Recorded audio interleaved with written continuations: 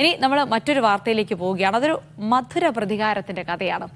അതായത് ജവഹർലാൽ നെഹ്റു പ്രസംഗിച്ച കേരളത്തിലെ ഒരു സ്ഥലം, ആ സ്ഥലത്ത് ഇന്നൊരു കുളമുണ്ട്. ഇന്നത്തെ മാവേലിക്കര മണ്ഡലത്തിലുള്ള ആ കുളത്തിന്റെയും അതിനു പിന്നിലുള്ള ഒരു മധുര പ്രതികാരത്തിന്റെയും കഥ കാണാം.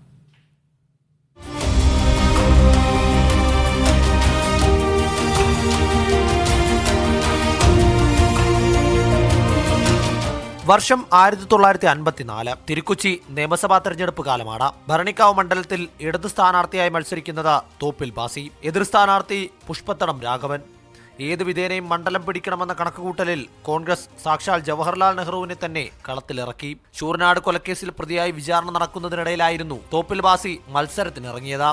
കൊലയാളി കമ്മ്യൂണിസ്റ്റിന് വോട്ടില്ല എന്ന പ്രചാരണം ഭരണിക്കാവിൽ ഉടനീളം നടന്ന പ്രസംഗങ്ങളിൽ നെഹ്റു ഉയർത്തി. അപ്പുറത്തായിരുന്നു അച്ഛൻ്റെ വീട്. അപ്പോൾ അവിടോട്ട് ഈ മൈക്കൊക്കെ വെച്ച് എല്ലാവരെയും നാട്ടുകാരെ മൊത്തം കേൾക്കത്തക്ക രീതിയിൽ അച്ഛനെ വിമർശിച്ചുമൊക്കെയാണ്. കൊലപ്പുള്ളിയാണ്, ശൂരനാട് കേസിലെ കൊലപ്പുള്ളിയാണെന്നൊക്കെ പറഞ്ഞുകൊണ്ടാണ് നെഹ്റുജി പ്രസംഗിച്ചത്. പക്ഷേ ഫലം വന്നപ്പോൾ വൻ ഭൂരിപക്ഷത്തിൽ തോപ്പിൽ ബാസി വിജയിച്ചു. ഇനിയാണ് കുളത്തിന്റെ കഥ. വള്ളികുന്നം പഞ്ചായത്തിലെ നെഹ്റു പ്രസംഗിച്ച സ്ഥലം തോപ്പിൽ ബാസി വാങ്ങി. സ്റ്റേജ് കെട്ടിയ സ്ഥലത്ത് കുളവും കുഴിച്ചു. അന്ന് സ്റ്റേജ് കെട്ടിയ സ്ഥലത്താണ് ഇന്ന് നമ്മളുടെ വാട്ടർ ടാങ്ക് നിൽക്കുന്നത്.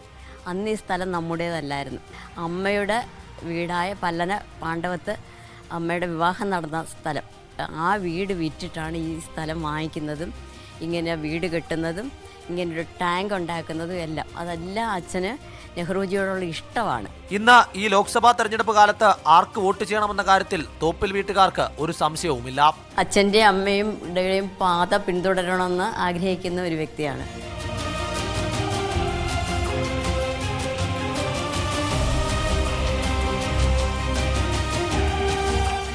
കണ്ണൻ തിരുമലയ്ക്കൊപ്പം ഗോപാൽ ശീലാസനൽ, മീഡിയ 1, മാവേലിക്കര.